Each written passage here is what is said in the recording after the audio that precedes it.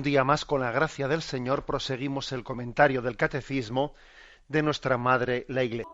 Continuamos en esta explicación del tema del canon de las Escrituras. Pasamos al punto 121 y aquí se habla del Antiguo Testamento. El Antiguo Testamento es una parte de la Sagrada Escritura de la que no se puede prescindir. Sus libros son libros divinamente inspirados y conservan un valor permanente, porque la antigua alianza no ha sido revocada. Esta afirmación, como veis, es muy fuerte, es muy importante, porque a veces se suele hacer una descripción del Antiguo Testamento como si el Antiguo Testamento estuviese, bueno, pues derogado. No, y el Antiguo Testamento no ha sido derogado, ha sido llevado a su cumplimiento. Y es verdad que en ese cumplimiento hay que interpretarlo desde el Nuevo Testamento, desde Jesucristo, que es su corona, pero no ha sido derogado. A veces se suele hacer una especie de caricaturas del Antiguo Testamento, pues como diciendo, en el Antiguo Testamento pues se expresa el Dios de la justicia, el Dios justiciero, y en el Nuevo Testamento el Dios de la misericordia y el Dios del amor. No, eso no es verdad, eso es una caricatura. Anda que no hay textos en el Antiguo Testamento que expresan también al Dios de la misericordia. ¿Es que puede una madre olvidarse del hijo de sus entrañas? Pues aunque eso ocurriese, yo, Yahvé, no me olvidaré de ti, dice Isaías, ¿no? O sea que no cabe hacer caricaturas del Antiguo Testamento, y la antigua alianza no ha sido revocada, ha sido llevada a su plenitud. Se nos remite al punto 14 de la Dei Verbum, de la Constitución del Concilio Vaticano II, que dice: deseando Dios con su gran amor preparar la salvación de toda la humanidad, escogió a un pueblo en particular a quien confiar sus promesas. Hizo primero una alianza con Abraham, después por medio de Moisés la hizo con el pueblo de Israel, y así se fue revelando a su pueblo con obras y palabras, como Dios vivo y verdadero. De este modo Israel fue experimentando la manera de obrar de Dios con los hombres. La fue comprendiendo cada vez mejor al hablar Dios por medio de los profetas, y fue difundiendo este conocimiento entre las naciones.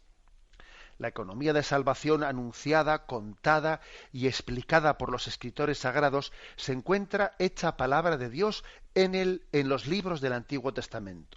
Por eso, dichos libros inspirados conservan para siempre su valor y autoridad. Todo lo que está escrito se escribió para enseñanza nuestra, de modo que por la perseverancia y el consuelo de las Escrituras mantengamos la esperanza. O sea que el Antiguo Testamento es un testimonio maravilloso de cómo Yahvé ha salido al encuentro nuestro para revelarse sirviéndose del pueblo de Israel.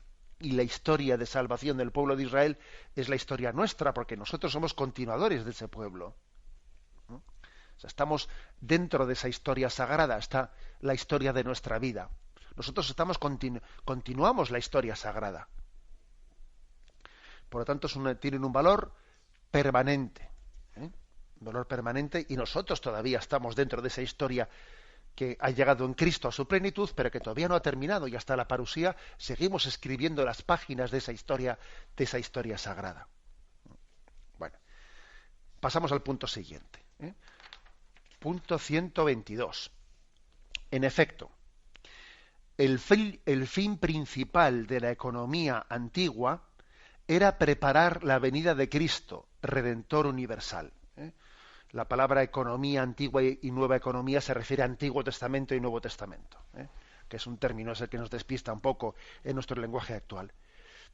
Aunque contienen elementos imperfectos y pasajeros, fijaros esto bien, o sea, aunque el Antiguo Testamento contiene elementos imperfectos y pasajeros, los libros del Antiguo Testamento dan testimonio de toda la divina pedagogía del amor salvífico de Dios. Contienen enseñanzas sublimes sobre Dios y una sabiduría salvadora acerca del hombre. Encierran tesoros de oración y esconden el misterio de nuestra salvación.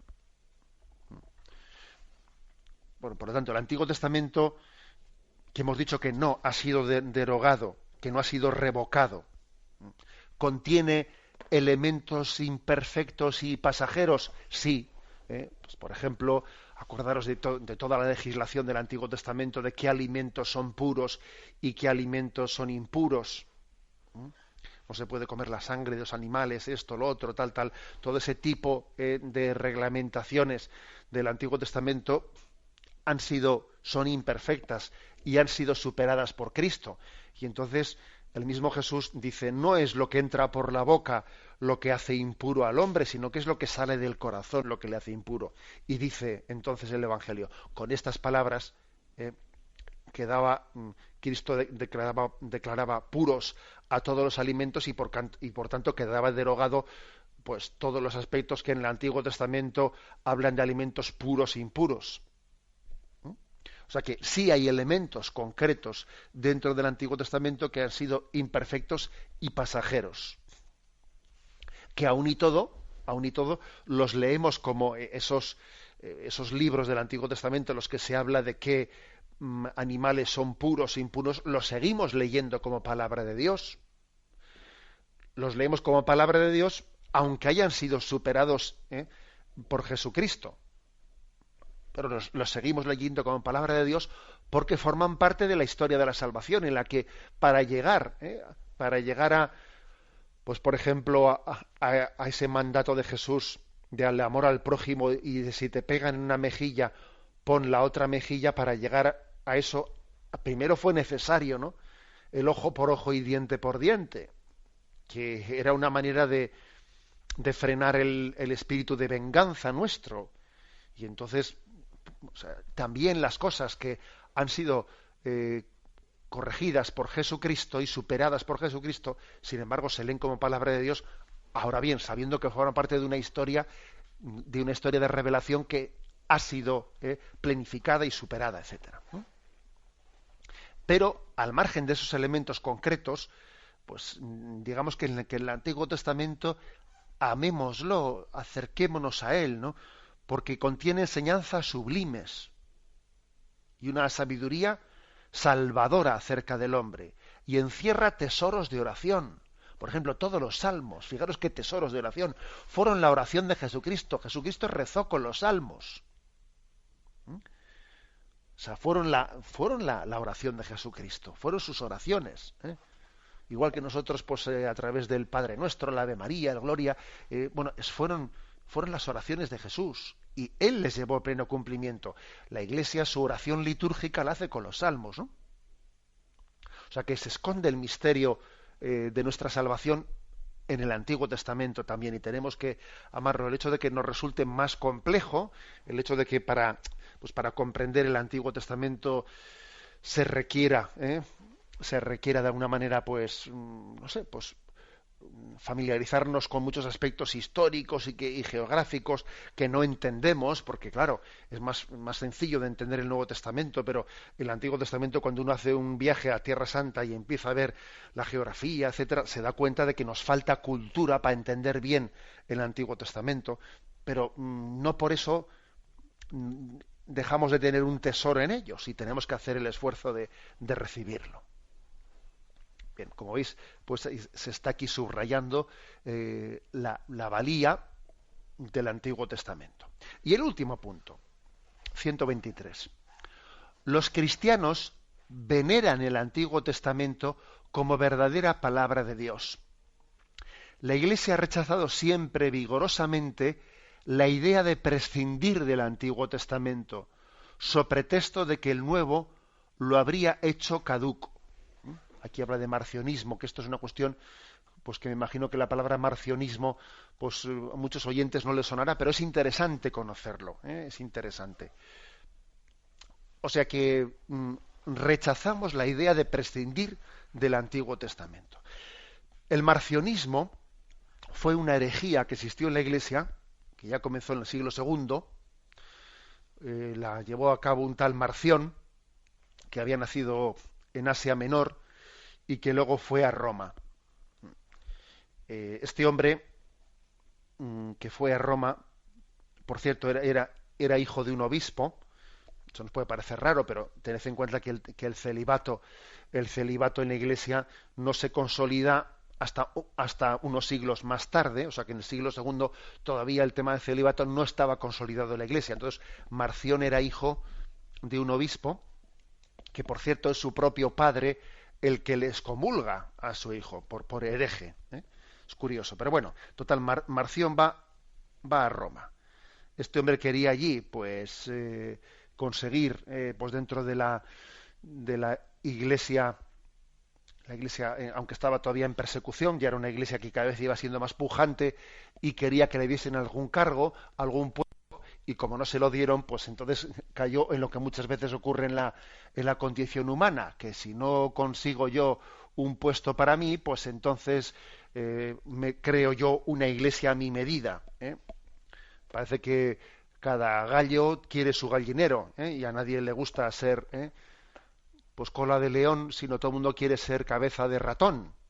Bueno, pues lo típico, que muchas veces las herejías han comenzado así. Las herejías en la práctica, más que por motivos doctrinales, comienzan por motivos de afán de protagonismo, que como no tenga mi afán de protagonismo, pues eso, ¿no? Me enfado y el demonio juega con mis afectos y en el fondo es la afectividad muchas veces la que nos juega malas pasadas. A veces los que dicen tener problemas doctrinales y no estar de acuerdo con doctrinas, habría que ver si su problema es el doctrinal o el afectivo, que no nos hemos sentido queridos, que nos hemos sentido no sé qué, y entonces nos vamos creando una iglesia a nuestra medida, para tener nuestro afán de protagonismo. Bien, a lo que iba, que me salgo del hilo.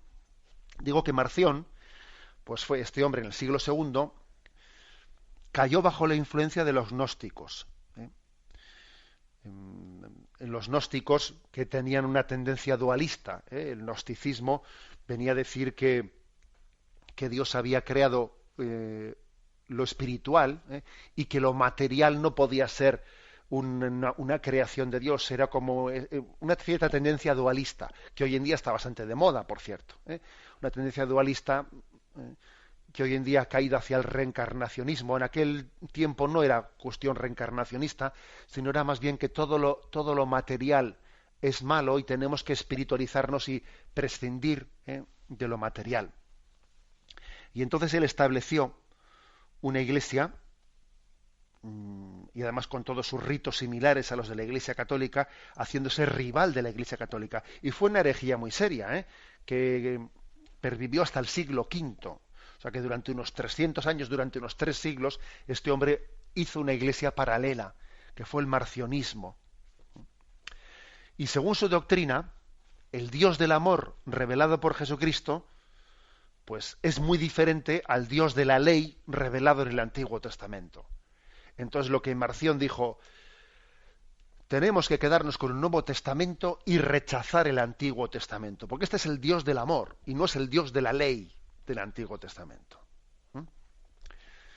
Ojo, digo, porque a veces también nosotros solemos hablar del Antiguo y del Nuevo Testamento como si despreciásemos el anterior, y a ver si resulta sin darnos cuenta estamos reeditando una herejía en el siglo segundo, el marcionismo. Según Marción, el cristianismo, según él, no es el cumplimiento del judaísmo, sino su reemplazo. Esto me parece muy importante. O sea, es decir, él dice que el cristianismo ha venido como a reemplazar al judaísmo, no a darle cumplimiento, sino a reemplazarlo.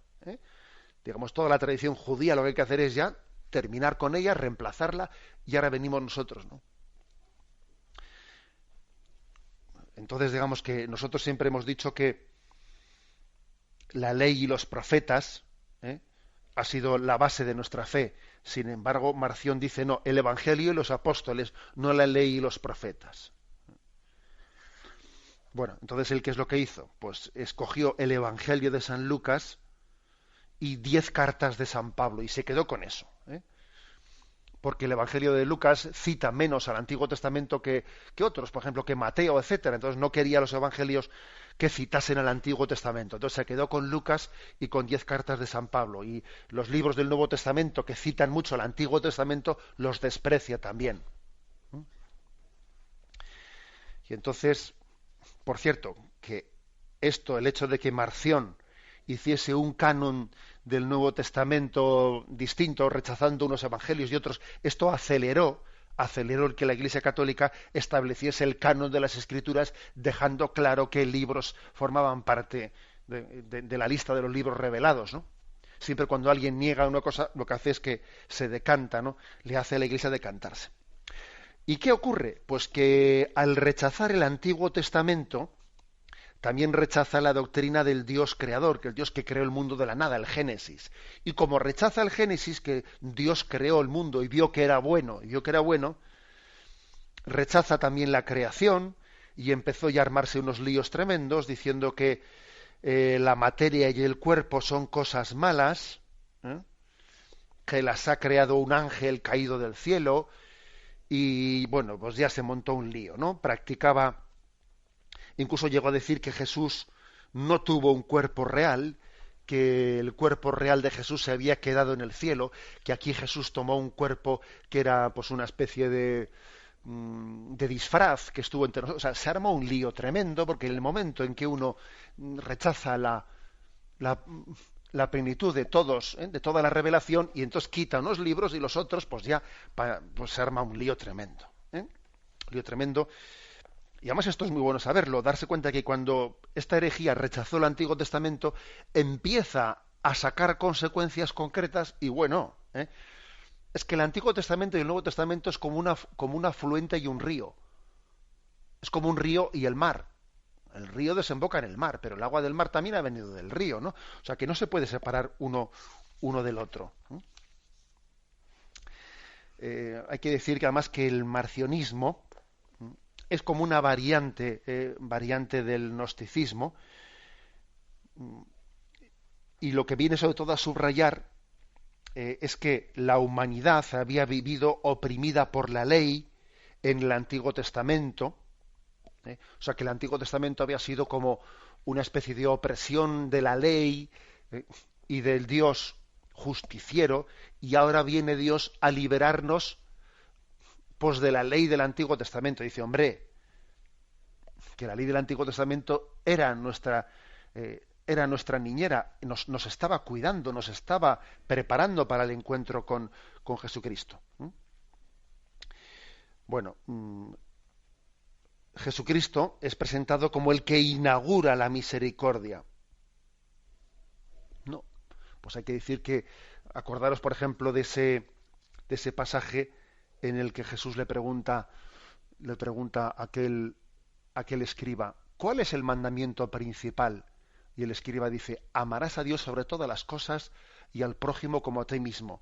Y Jesús le dice, has dicho bien, vas por el buen camino. Es decir, es que claro, no podemos pensar que todos los que habían sido formados en el Antiguo Testamento estaban totalmente en contra de la doctrina de Jesús del amor. No, hombre, el Antiguo Testamento nos había preparado para ello. Has hablado bien, has respondido bien, vas por buen camino. Y luego le pregunto, ¿cuál es tu prójimo? Y, o sea, entendamos que hay una conexión entre Antiguo y Nuevo Testamento. Y además es que para entender la doctrina del Nuevo Testamento desligada del Antiguo Testamento, pues el marcionismo se arma un lío tan grande como decir que la muerte de Cristo es un acto de ira o rabia del Dios malo que se quiere vengar del Dios bueno, y entonces se venga en Jesucristo. Bueno, unos líos tremendos. En el fondo es la doctrina dualista entre el Antiguo y el Nuevo Testamento. Ese dualismo del Dios del bien y el Dios del mal es casi proyectarlo en el Antiguo Testamento y el Nuevo Testamento. En resumen, que tenemos casos concretos en la historia de la Iglesia de qué es lo que ha ocurrido cuando se ha rechazado el Antiguo Testamento. Hemos deformado el Nuevo Testamento. Es como si uno pretende conocer al Hijo sin el Padre. Oiga, sin el Padre y la Madre no se puede conocer al Hijo. Luego, el Antiguo Testamento es revelación de Dios, es palabra de Dios, y Jesucristo ha venido, como hemos dicho antes, pues no a derogarlo, sino a darle pleno cumplimiento. Esta es la clave. Vamos a dejarlo aquí. Hemos explicado hoy qué es el canon de las Escrituras, cómo se formó el canon de las Escrituras, y hemos explicado lo referente al Antiguo Testamento. Me despido con la bendición de Dios Todopoderoso, Padre, Hijo y Espíritu.